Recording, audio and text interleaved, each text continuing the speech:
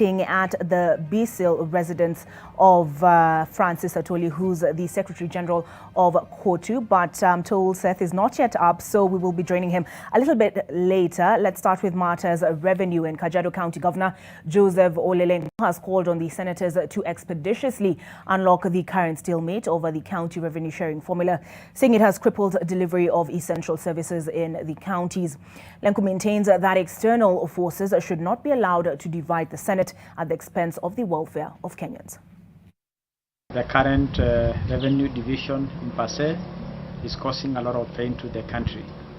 Counties are grounding to a halt, and therefore further delays will only make a bad situation worse.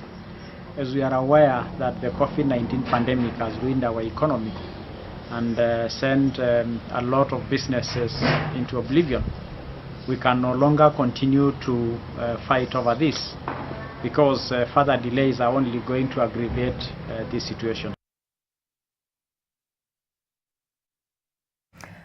Tsavo National Park is on fire once again. The fire started last evening at Lake Jipe area before spreading to the rest of the park. Hundreds of volunteers have been ferried to the park by KWS to help contain the fire. And Bill Otieno is on standby, joining us now from Tsavo West.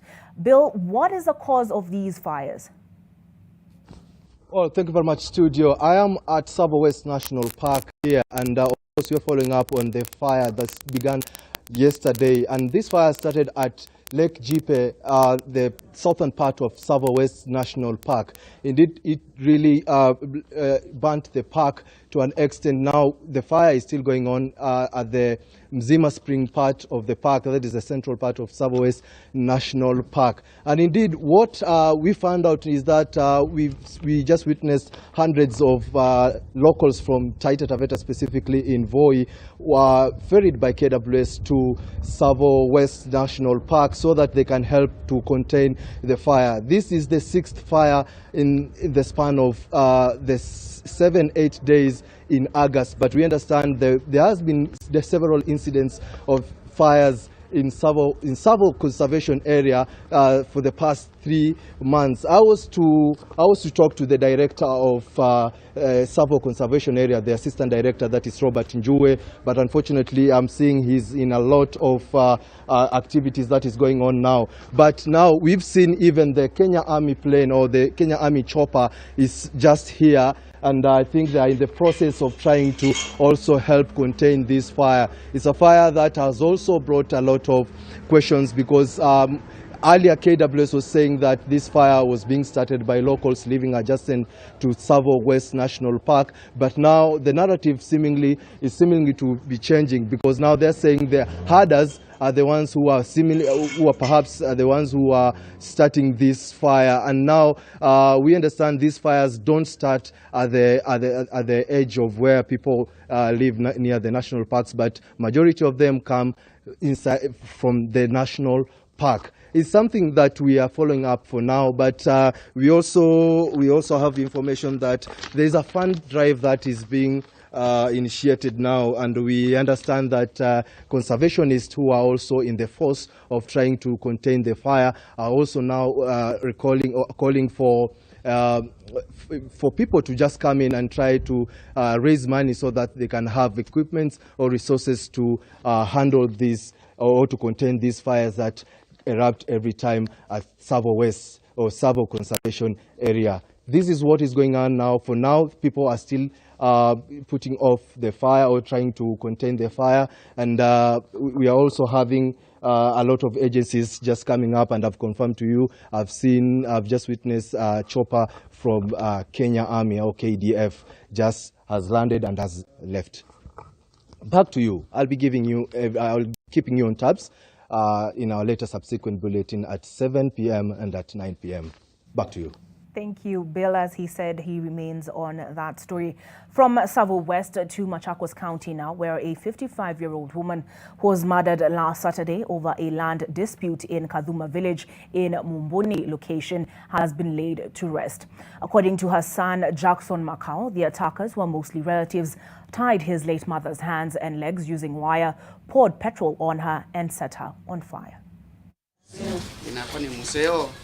A somber mood engulfed Kathuma village in Machakos County as the family of the late Juliana Mikali paid their last respect to the deceased. That was a terrifying. It is alleged that Juliana and her husband had started receiving threats over a parcel of land and had reported the matter to the authorities, but no action had been taken. 55-year-old Juliana is said to have been burnt alive in her home in Kathuma village by relatives. The murder occurred a day after her husband was attacked by armed people in his Mtituande farm in Makwini County. Naomba msaada kwa serikali kuu, angalau itupe usaidizi zaidi na iangalie mkono yake refu vile inaweza zima matendo kama haya yasitendeke pale pengine, sababu hii eneo imekuwa mbaya kwa matendo ya uwaji ambao hauna usiwa kawaida.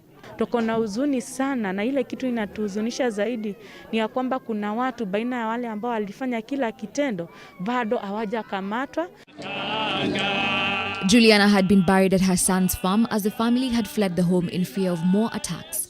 At least 5 suspects have been arrested while investigations are still ongoing. Mumbuni Location Chief Matthew Mule has said that this is the second incident of its kind in the area. Early this year, a 70-year-old man was killed in a similar manner in the same village. Helen Aura, NTV. Well, 5 suspects, including 2 teachers, have been nabbed with ivory worth 1.8 million shillings in Kajiado County. The 5 are believed to have arrived in Kajiado town with the intention of selling the elephant tusks weighing 1.8 kilograms. And the suspects are said to be the ringleaders of poaching incidents in areas near Amboseli. The 5 are in police custody at Kajiado Police Station, waiting to be arraigned on Monday. The arrest comes just a few days after an elephant was found killed in a Motoroki area within Mashuru Sub-County. A search for a firearm that was used to kill the elephant is ongoing. After stopping their vehicle, we found there inside 3 people, one a teacher who is a deputy and teacher of Motoroki Primary School, and 2 sand harvesters. From the look of things, it is like these people, they used a gun to kill this animal. And now what we are after those suspects. They need them buyers, and also we are looking for the gun which was used to kill the elephant. Actually, that ivory weighed 18 kilograms and was worth 1.8 million shillings. Well, did you know about International Cat Day? Well, it was a day set aside back in 2002 to celebrate the domesticated animals. Cats have had their own superstitions, including the one that they have 9 lives and are related to witchcraft. NTV's Kevin Mutai has the details. August 8th every year is the day the world is celebrating International Cat Day, and for the lovers of cats, it's being celebrated with great pomp and show. They're not just pets for those who love them. Cats are a part of the family. Paka ni mnyama mzuri sana. Ukiwa na paka wako kwa nyumba, hata ni mtulifu, unaona raha kwako. Anaweza akaua panya nyumbani.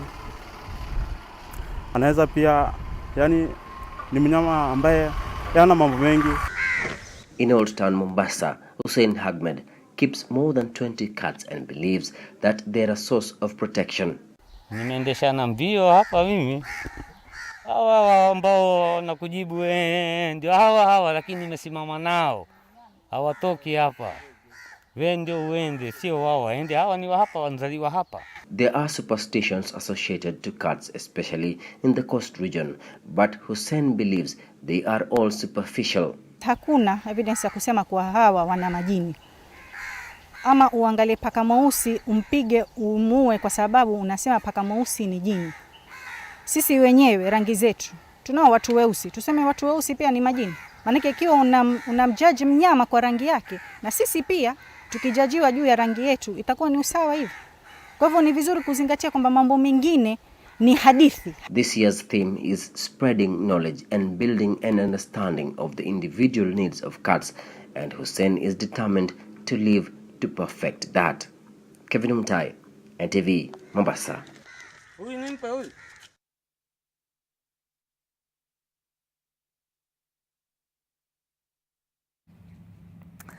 I'll be honest with you, if I came across a black cat, I think I would avoid its path. So yeah, there are a lot of superstitions associated with cats. What are some of those you've had or believe in?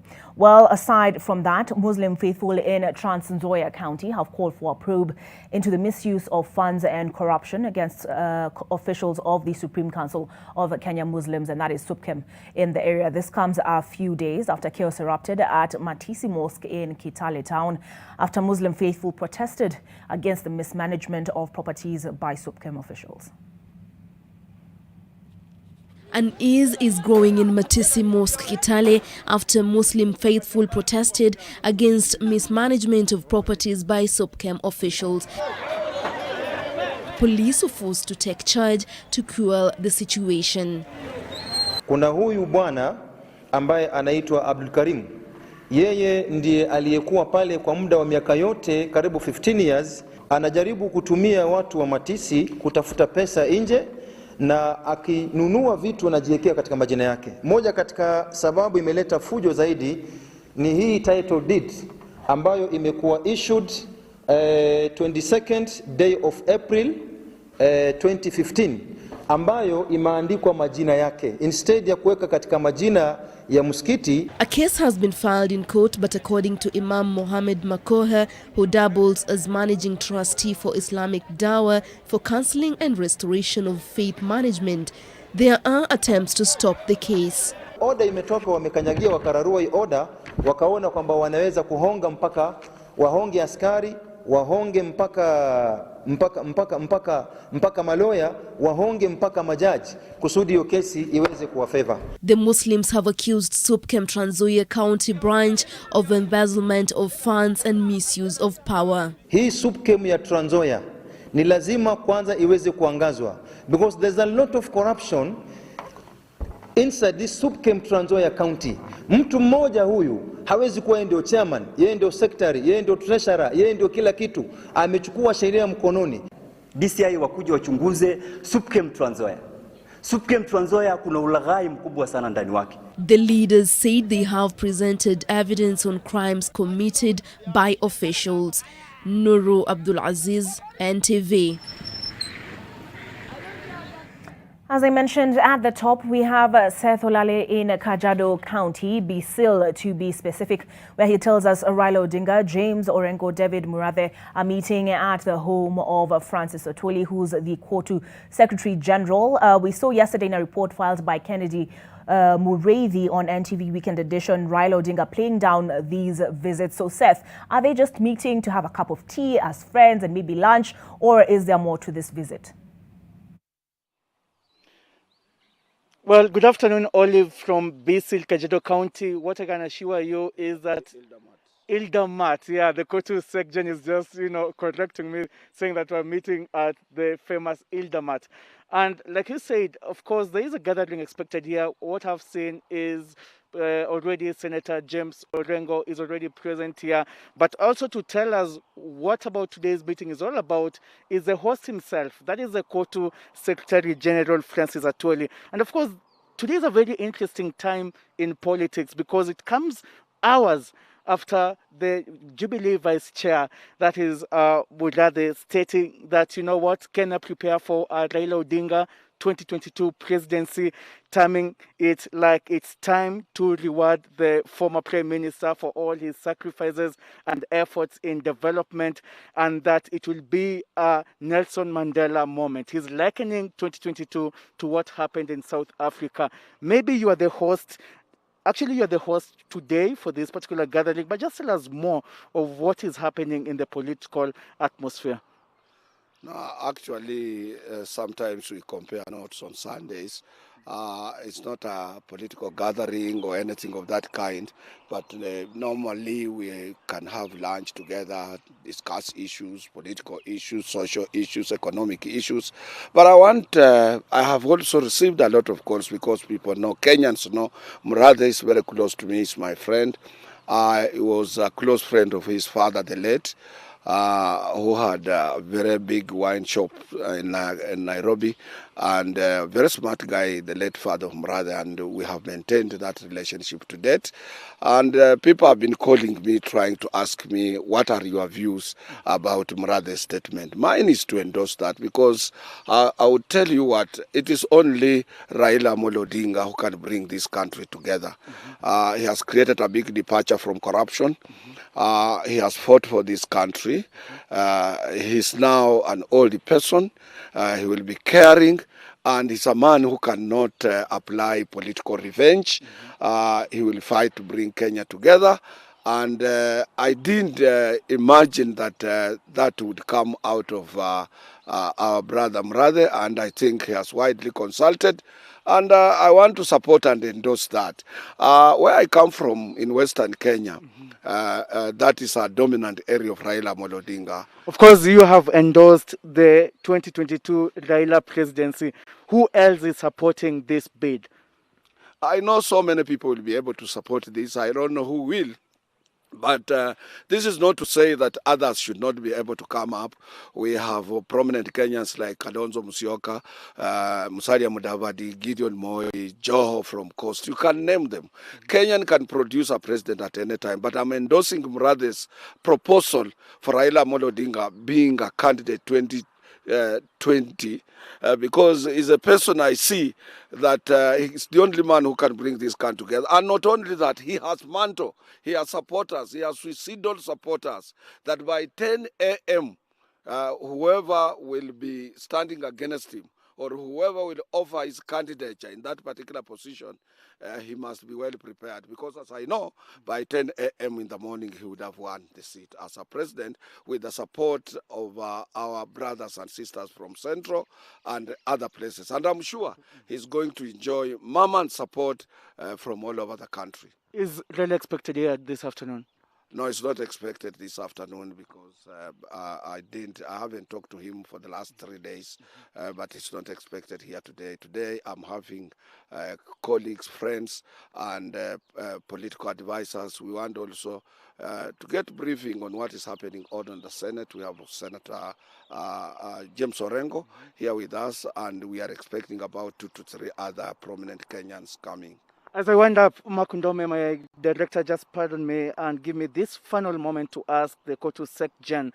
Mrathe did state that there is a formation, there is a particular plan to have Raila serving for a one-term presidential term, and then, there's also some arrangement to have a prime minister, 2 deputies, and it is suggested, according to what he said in that particular interview on KTN yesterday, that the Prime Minister is going to come from Central region, and also the deputy is going to come either from, the 2 deputies are going to come from Rift Valley and Coast regions. Is that the plan?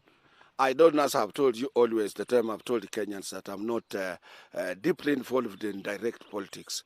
I'm a trade unionist, and that is period. But I know there are going to be a lot of formations, people who are willing to give this moment support, because people are lining up, people are taking up positions. They will be able to take positions in various positions. And that is why you had a couple of days ago, we had a meeting of consultation for us from Western Kenya, that we must have a slot out of the arrangements. And everybody will say so, Eastern will say so, Coast will say so. There are going to be a lot of political formations, movements, alignments and realignments. And ours, once there is a head there, we have Raila Amolo Odinga there, His Excellency the President is watching, is the referee, and other people who will be coming in, we know it will be more peaceful and very interesting scenario for Kenyans to see on the political scene of this country. Finally from me, Kotu Sec Gen, of course you've mentioned that you've supporting Raila because of what he stood for this country in terms of fighting for democracy and all other sacrifices. But again, you're being asked, why did you pick Raila in all this political formation? And who is likely to face Raila in 2022? Let me tell you what I did. Part of the course I did in trade union movement in the US for 3 years. One of it is organizing. Raila is a terrible organizer. When it comes to organizing, to beat him, it's not easy. 2, He, as I've said, he has suicidal supporters. He's a person who have people there who know him, the way me and the rest in Kanu, we were suicidal supporters of the late President Moi. He has such fanatic supporters, and it's easier for him to bring the country together. Two, as I've said, given his age and the departure he's created, he's not a man who wants wealth. He doesn't want to enrich himself. He's a person who would like to see these countries together. If it will take 5 years and prepare a leader for this country, good. And whatever will happen, that I know he will be able to manage. Or politically, he can bring this country together. He's a man who has earned respect both locally and internationally. He's a man you can sell. He's known in the circles of the African Union, the United Nations, European Union, I can call it NAFTA, everywhere in the world. The United States of America is a man whose name is known everywhere. It's easier for him to bring this country together, to bring back both direct and indirect investors, and to grow our economy and create more employment for Kenyans. David Murathe did say, even as I wind up, that, you know, Raila is going to pave way for a youthful president in 2027. Who is this youthful president being prepared for 2027? I don't want to talk for James Murathe, but a leader is born. A leader is not made. A leader emerges. So whoever, whether young or whatever type of a person who will emerge after Raila, he's a person Kenyans will rally behind him. Raila just emerged at the age of 14. If you read his history properly, he emerged as a leader, and he's going to end up very well by bringing this country together. Thank you. And of course, our business is to make sure that everyone in this country gets the latest political news, isn't that it's happened. Interesting times in politics. Just hours after the Jubilee Vice Chairman Murathe announced and endorsed Raila Odinga for a 2022 presidential bid, you heard it from the Kotu Sekjen also stating that he is supporting this particular campaign. But for more update, of course, we'll be bringing you all as it happens here in Eldat in Kajiado County. Back to you in studio, Olive. All right, thank you. Seth Olale speaking to the Kotu Secretary General in Kajiado County. Atoli has clarified that Raila Odinga is not at his home this afternoon, but James Orengo is there, as well as David Murathe, who he says he's had long-standing family ties with. He said he's endorsed Murathe's position that Raila tosha come 2022. Now, speaking of Raila Odinga and a presidential bid for 2022, Raila Odinga told us that nobody can stop the BBI Reggae. What is the state of the BBI Reggae? What does he make of these endorsements for his candidature come 2022 for the presidency? We'll be speaking to him. If you were to compare the two governments, which one do you think would score highly between Jubilee, the NAC government? I don't think it would be right to try to compare apples and oranges. I don't see this idea which you said, there's no opposition. There's a clear distinction between opposition and the ruling party. NASA was not a political party, and NASA did not form a government. CRA should go back to the drawing board. Are we still going to have a referendum, do you think? Or do you think the reggae has stopped? You've seen it there, 7:30 p.m. tonight. Do not miss that interview. We take a break. We'll be back shortly with NTV At One.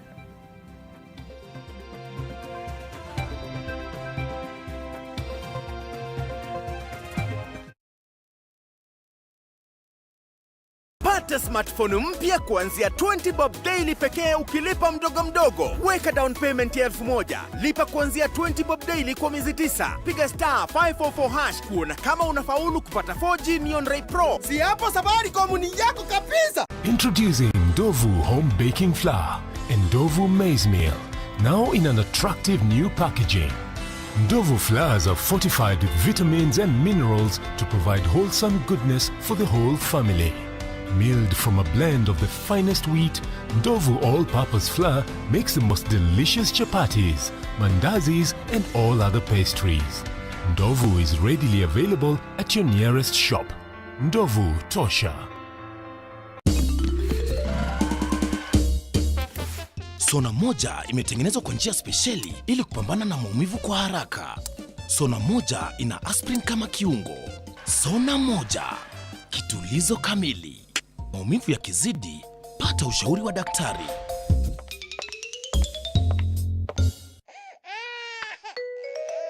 Rashes again? Kiss Kids diapers. Kiss Kids, no rashes. Kiss Kids, no rashes. Bye-bye rashes. Buy diapers. Choose Kiss Kids. So you think like a champion? You believe you're a champion? Catch ESPN on channel 218 and 219 on DSTV.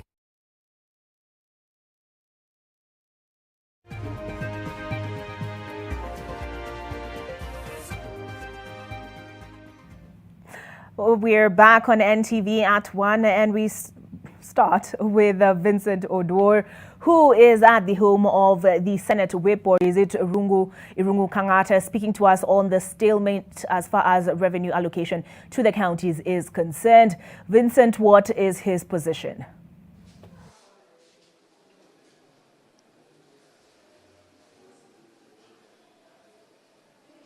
Absolutely, it's all about the stalemate over the county revenue allocation new formula that is ongoing right now. And today, as you know, senators from both sides, those who are supporting the new formula and those who are opposing the new formula, were supposed to meet here at Senate Majority Whip Irungu Kangata's hotel called Clinton Hotel here in Kikuyu. And as you can see, everything was set, and the meeting was to happen here. And right now, so far, I'm being told there are some changes, but they were supposed to meet here to decide, basically to have a consensus on the way forward regarding the different proposals that have been forwarded by the different senators before having a Kamukunji tomorrow, deciding on what they are going to put on the table to be presented on the floor of the House on Tuesday. You know, there was supposed to be a mediation committee, a 10-member mediation committee, but that really collapsed after the side that was opposing, or the side coming from counties who were losing out on this new formula, decided not to submit the names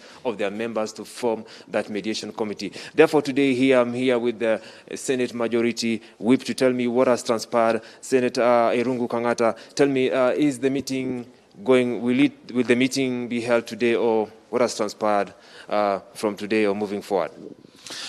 Thank you.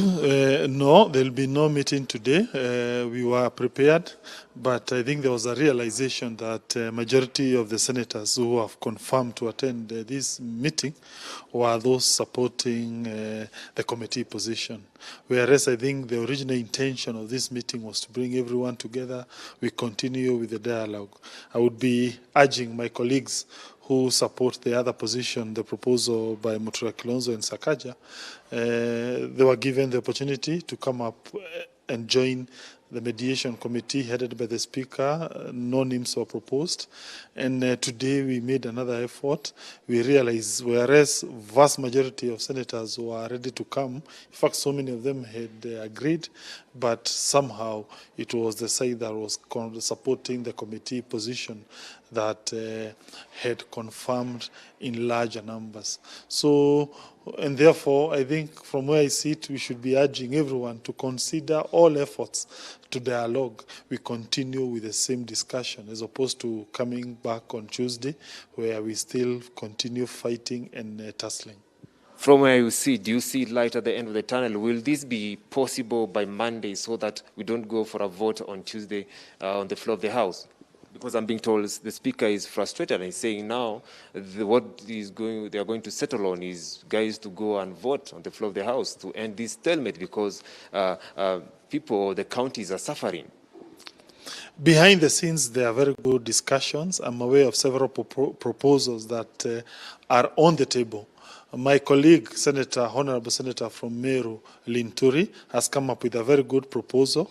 We also have another proposal that is being considered by Honorable Senator from Kitui, Senator Wambua, which I'm also quite involved in that suggestion, but it is yet to be firmed up. It is yet to even be presented before the Senate Speaker and other parliamentary offices. Once those proposals are tabled before the House. We shall then circulate them among our colleagues. We see whether they make sense. And then we continue lobbying and get the best kind of settlement. Now that a section or senators from the other side decided not to show up, don't you think this is denting your leadership? Do you feel that this is putting on spot your leadership credentials since you took over this office?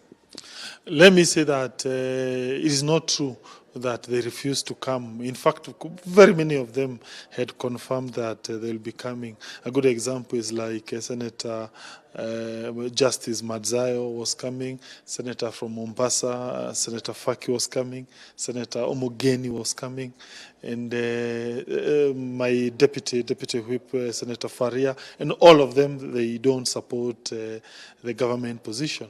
But we understand, and for a very good reason. They believe that the proposal on the table is not to the benefit of their counties. But the reason we thought of maybe cancelling our bosses, they thought that instead of publicly doing public engagements, let us continue behind the scene engagements. They are more fruitful. They may get us to a better position as opposed to public engagements. So we decided at least we continue with the backroom discussions. From where you see, do you think there are people who are benefiting financially and politically from this stalemate? That's why it is been ongoing, and we've seen the Senate unable to solve it for the 7th time. No, I cannot say that. I strongly believe honorable senators are people beyond parochial interest. They are not people who can be swayed with money. They are people of high caliber, good professional standings, and people who cannot be swayed by parochial interest. The problem we have currently is the issue concerning how will the new formula impact on each senator's county. It's a major issue, it's a major sticking point that we need to continue discussing. And therefore, my view is that I'm so sorry, I apologize to the several senators who had confirmed attending. We were almost about 40 senators who are coming. Some of them even came from rural areas, from their respective counties to come and attend this meeting. But because of factors beyond me, I've been compelled to call off the meeting. But I'm sure after we are done on Tuesday, we shall meet here and maybe celebrate for a good solution that favors everyone.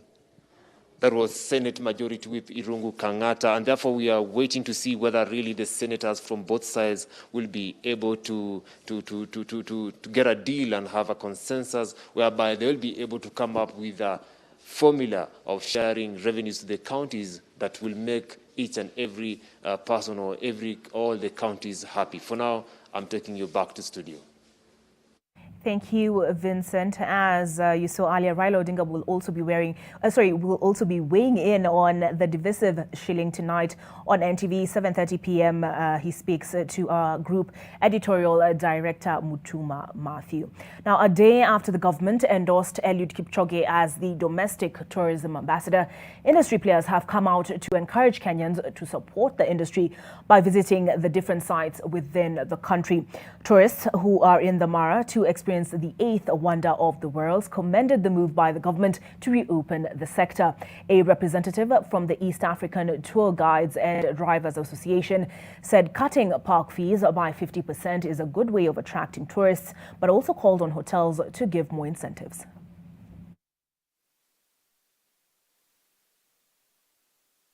We need to work on our costing, and then the taxation which comes with the travels, that is accommodation and transport. Even though park fees isn't that much high for local people, but accommodation is still a big issue to them. But we are hopeful because the curfew and because the lockdown has been lifted, so we are very much hopeful that locals will be encouraged to travel a lot. But so far, the only volume of travelers have been coming to Masai Mara and Nairobi National Park only. They are not visiting some other parks. So it's good the CS is promoting the Mara, but it should also promote some other destinations in Kenya. It's amazing. I highly recommend it. Yeah, it was incredible. We were lucky enough to see the migration. We saw loads of lions, wildebeest, zebras, elephants, and yeah, it was just incredible. Great to get out of the city after a very long lockdown. It was just it's so fantastic to just be out in the wild again. I would tell Kenyans that I'm sure everyone's been feeling a little bit cooped up because of the lockdown. This is a great way to, get out and encourage, I guess, the local tourism industry. Ruth Sarmoe covering the reopening of the Mara, so to speak, and she's very fortunate indeed. Now, for the first time in the history of the Mara, the Great Wildebeest Migration is a low-key event with very few eyes watching the spectacle. The COVID-19 pandemic has greatly affected tourism. Here is a sneak peek of what you can expect from the Running Wild feature tonight with Zainab Wandati.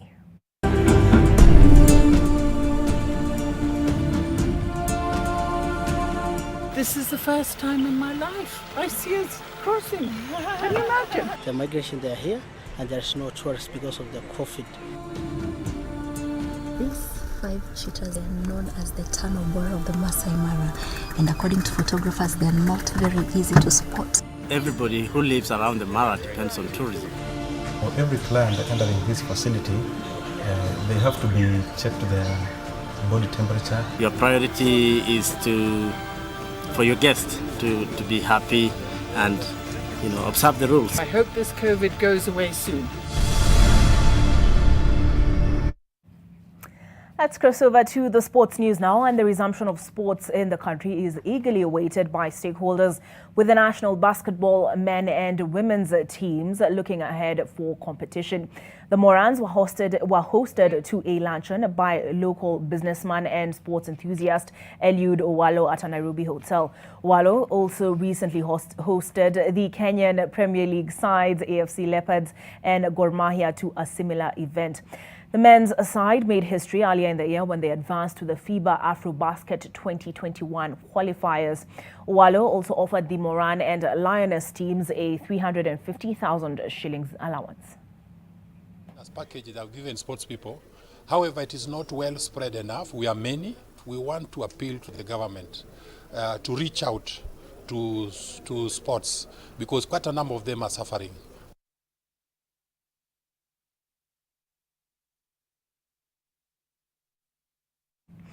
Barcelona set up a Champions League quarter-final against Bayern Munich after beating Napoli 3-1 on the night and 4-2 on aggregate in 90 minutes of high VAR drama at the Nou Camp. Quique Setien's men scored 3 times through Clement Lenglet, Lionel Messi and Luis Suarez in an incident-packed first half, which also saw Messi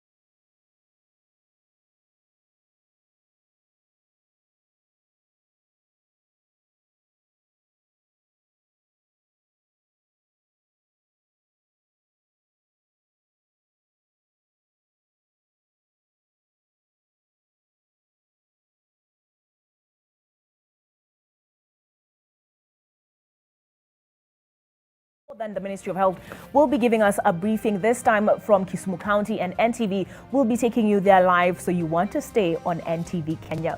My name is Olive Burrows. Thank you for being with us. Have a good afternoon.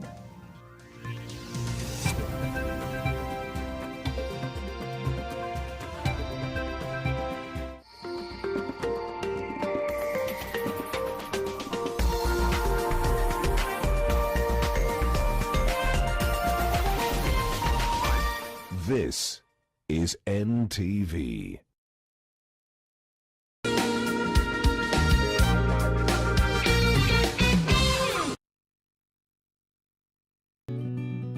I help women find independence by training them in fish farming. It's tough on my back, joints, and can cause headaches.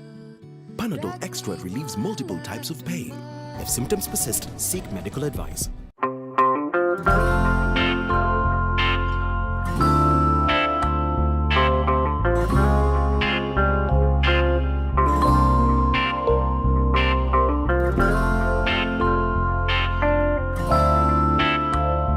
Breaking news from Molfix. Let's see what they're developing right now. Pants is just for me. It really feels very comfy. Molfix pants with anatomic fit technology. New Molfix pants, an invention from babies for babies. You should also try Molfix. Parenting is all about learning when to be tough and when to be gentle. Tough, gentle. But when it comes to fever, you need to be both. Panadol Baby and Infant starts to work on fever in 15 minutes and is gentle on the tummy. Tough call. Panadol Baby and Infant. Tough on fever, gentle on your child. So you think like a champion? You believe you're a champion? Catch ESPN on channel 218 and 219 on DSTV.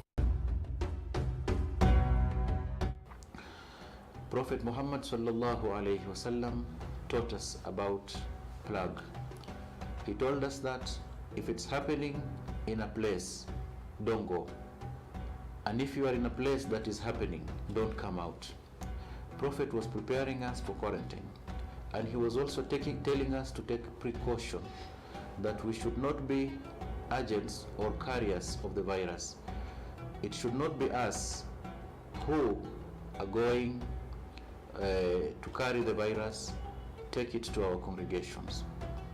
For this reason, our congregations, we've decided that since faith is in the heart and everybody knows where his faith is, we have taken this time to stay at home, pray at home, do our prayers, because when you're at home, you are still with your Lord. God will not forsake you for being at home because you are not in the mosque, but know that even at home, you can still pray to God that He helps us in this big pandemic that is in the world.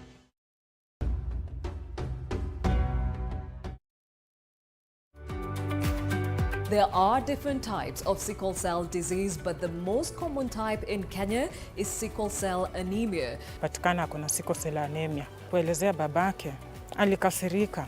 Mother-in-law akamsukuma sana apate mke mwingine mwenye atampatia watoto wazima. My pain usually comes like turn after turn. It feels like somebody is ripping off my skin and inserting broken glass into my veins. There are several things that can trigger off a crisis. Low temperatures, cold weather. We take time to understand sickle cell anemia and the challenges that sickle cell warriors have to live with. Did you know there's a laundry bar soap that can help save you time, water, and money? You save by not having to use multiple products. And you only rinse once. For a laundry soap that can help save you time, water, and money, try Whitewash Extra. Brand power, helping you buy better. Change can be disruptive, but Business Daily has got you covered from Monday to Friday. Get evolving trends, ingenious business ideas, and the latest tech content in the new market dynamic, and exciting lifestyle content in the new normal environment. Business Daily, more possibilities.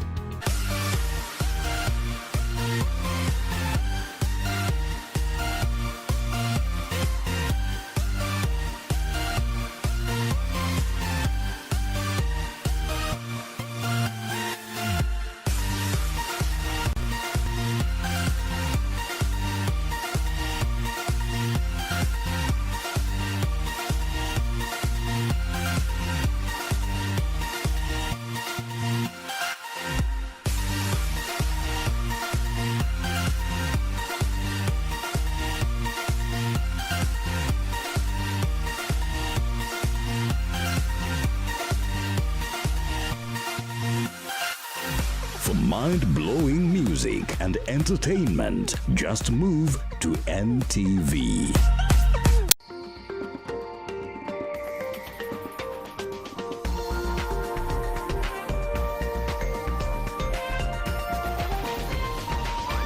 NTV, turning on your world. The following program has been rated PG. It may contain scenes unsuitable for children under the age of 10.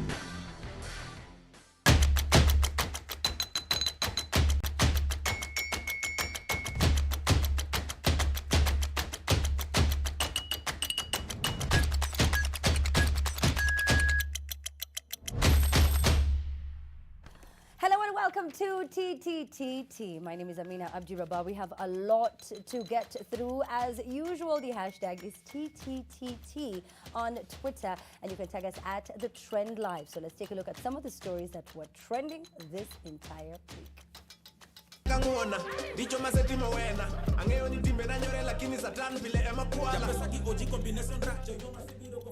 House of Hope Church has called out gospel-turned-secular musician Bahati and rapper Calligraph Jones for using priestly gowns in videos of their songs.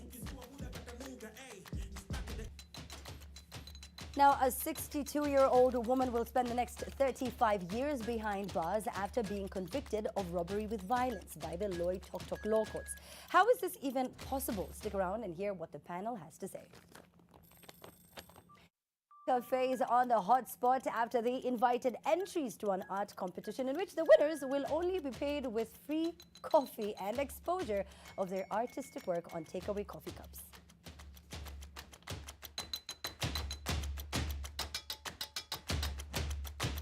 Samoro gijoga kabisa sisiri ni mimi jadot Jumapili Ibro Yuda kanisa kataka bado wachamo walot gimana Yesu ameshasafisha.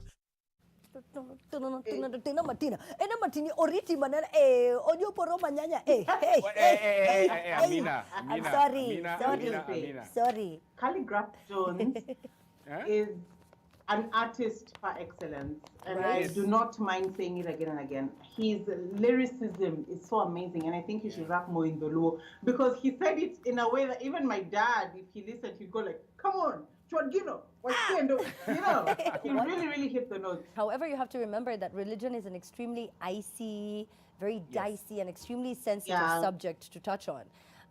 It is very, it's one of those, it's very controversial. Like, you have to be very careful what you do and what you say, because it can be taken completely out of context, and they don't want to understand your art, because for us, this is something that we consider very, very seriously. And as you portray it in your video, it sort of looks like it's just a thing that other people can do. So I sort of see where they're coming from. But Kwach, what are your thoughts? Yeah, I think this follows, you remember when cops were also banned from going to preach using their uniforms? Their police uniforms? Yep. Their uniforms. Because normally, those uniforms are there for a reason. The attire someone wears for something is there for a reason, and when you try to take it out of context, kidogo, then it might mean something that it wasn't meant to be.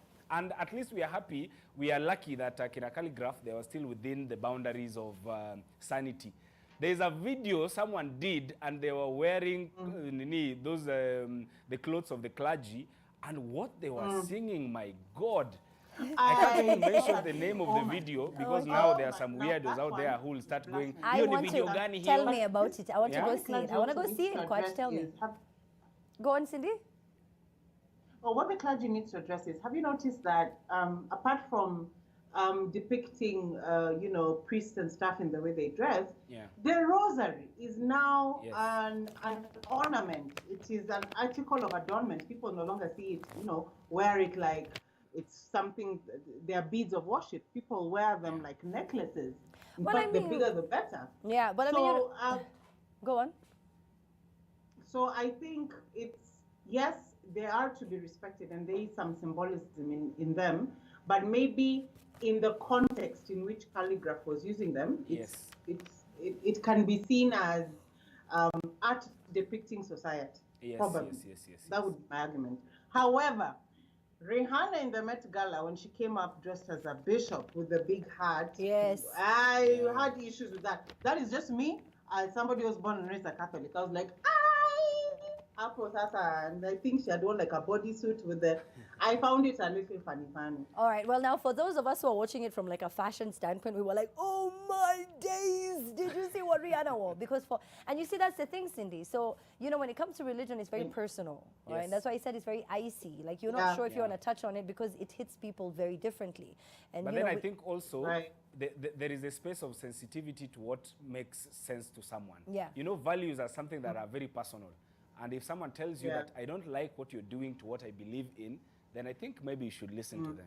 Yeah. How corporates have been exploiting creatives in Kenya. I've had the opportunity to also speak about my experience with one of the other coffee houses, okay? And she says that, you know, they exploited her ideas. They launched a campaign, a huge campaign last year as they turned 2 decades, by the way. So I'm just trying to give you an idea of who those people are. Storytelling campaign without even acknowledging my ideas or even paying up. Some corporates are shady. Exposure doesn't pay our bills as creatives. It doesn't. Now, I understand that we may not be, you know, coming up with the cure of corona in this industry. We may not be part of, like, you know, it may not look like what we're doing is serious, but when we come to your event and you've paid for sound, you paid for catering, you've used to do spares or Kempinski's to do transport, you have crew, you have security, you have all, people are paying at the door, the event has 5,000 people, you cannot in any way tell me that you're paying me through exposure, because there's no restaurant I can go to and tell them, manze, mimi niko na exposure. You know what they say, I can tell a Amina? landlord, acha nikulipe na exposure, niambia wase wakuja wakaange hapa sijui flats za Githurai zetu hapa. No,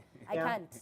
Okay? Normally what they say is that, you know, unlike the sound guy, you can't put a tangible value to what it is you're doing, and that's what they exploit. That is true. Haujakuja na maspika, umesimamisha hapa, you've not come with a car that needs to be fueled. That is true. Like they think it's just you and your skill. And they always make it sound like it's a joke. Like whatever it is that you're doing for us at this event is something so funny. Like you're a clown. Or like, I don't know. And even if you are a clown, God, Amina. just pay me. Like they make it look like it's so unnecessary. Like what it is, the services you're offering don't even look like services. What I need you to understand, sir or madam, is that we, just like you, have families. We have responsibilities and we have things that we want to pay for, and we also just want you to at least, you know, just we want some dignity, okay? Like nikikuja gigi yako ni heshima, niko job yangu labda ikai muhimu kama wewe. And for you to have called me there, you must have realized I bring value. So you better pay me for the value. And I understand. Listen, let me say this. It's funny. I mean, it's funny. It's funny. This thing of MCs have to be clowns. MCs have to be comedians. Funny. That's not true. It's not Our true. job is to take the program run the from program. point A to Thank B you very much. seamlessly, and to carry it and to make sure that it is interesting. I have sat at the board and I've been asked to crack a joke. Like before they, as in seriously, before they decide to give me the job, they're like, so how funny are you? That's not true. We had so are you as funny as them? Crack a joke. So true. It is ridiculous. That is true. We I are say that too. intelligent, we are witty, and I like what you have said. We are not clowns. We are a very vital part of the budget. And this thing of when it comes to everything, sound light, there's a budget. But MC, you know, we don't have a budget for that. And I went to Nigeria and hosted the African US Choice Awards. If they were not paying me, I would have still gone. It was a big opportunity. I understand that. If you don't have the budget, the creative will see, and you don't have budget. But when the budget does come, you will, you know, sort me out, or you'll give me a gig that pays me money. We really do need that money, man. Just stop it with the exposure. Exposure any jokes. Wachana na hiyo story. Anyway, as we move on, now a 62-year-old woman will spend the next 35 years behind bars after being convicted of robbery with violence by the Loitoktok law. Now, law court, Now, according to a statement by the Directorate of Criminal Investigation, Joyce Wairimu Kayoki had previously served a 15-year jail term but resumed her thievery after being released from prison. It's so funny how all of these guys get convicted other than corrupt leaders. You know what I mean? Like, the justice system sometimes just looks like it only works faster and harder towards my people of Islando and those of us who cannot afford even a lawyer, let alone bribery. You know, just a lawyer. Kwach, what do you make of this story? I think, first of all, I agree with you that we need to fry more bigger fishes. But also, the law is the law, man. It has to happen. It has to happen. If you're caught with robbery, with violence, the law is clear on that. You get what you get. And also, people are complaining, oh, now she's 62. They're giving her 35 more years. How is that going to go? I mean, we have seen people living up to 150, so we don't know. She still has a chance. Let her serve those years. There could be a presidential pardon. Maybe she'll come out. Habitual liar, habitual thief, a habitual convict. Yeah. Because she just got out of jail, and here she is. She has no business. I mean, if you've served 15 years. I mean, imagine, where were you 15 years ago? Okay, Gosh. so I don't know where I was. I bet I was not adulting, and I thought growing up was great, and I thought by the time I hit 30, I'll have all my ish together. Clearly, here we are. Help me. But for this lady, what I will say, after interviewing a number of ex-convicts that they try to reintegrate back into society, when they spend such a long time, a significantly long time behind bars, they feel as though they're not used to this other life, and they had a system that worked for them behind bars. Some of them, I'm not saying that was the situation in this case, but some of them just feel a lot safer behind bars. They feel like that's what they know, that's what they're used to. 15 years is a long time. I need you don't have life Cindy, outside here. 15 years ago, to come out and 15 years ago, these buildings in town didn't look like this. Yes, we didn't have social media. People weren't using phones, and everyone. But you know, so it's a different world for her. So for some people, they go back because of it, because they feel like that's just where they want to be. But in this instance, I mean, you never really know what the situation. You have to understand, if I am coming back into society, I have no job, I have no money, I'm trying to fend for myself, and I already sort of like understand crime. That's I mean, there was, I don't know if you guys saw it, there was a story a while back on the newspaper where there was an old mzee that had been released. I don't know whether it was presidential pardon or something like that, and he was begging to be taken back to prison because he does not know, he doesn't know how to live outside here. He does not know anyone. But also, I wanted to say that at 62, at Awezi and people who do such things, please, tukue na retirement. Let's have an age where First of all, when you say it depends on the crime committed. You can't just say... You say, I'm going to retire at 55. I'm going to commit no crime past 55. Because if you get caught and past 55, now she's going to spend the rest of her life in prison, surely. That is very true. Cindy? Yeah, it should be for the convicts and our politicians. Because please, we still have politicians who have given appointed in their 70s, in their 80s. Can there be a cut-off age?